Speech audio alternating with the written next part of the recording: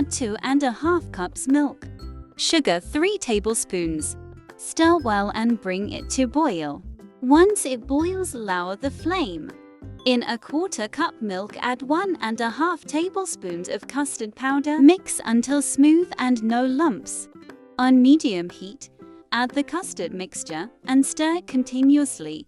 Continue to cook until the mixture thickens. Once done, set aside to cool completely. 1 muskmelon chunks. Transfer the melon into the mixer grinder and grind it into smooth puree. Transfer the melon puree into a large mixing bowl. Add prepared cooled custard. Mix it well. Soaked basil seeds 1/2 cup. Boiled sago 1/3 cup.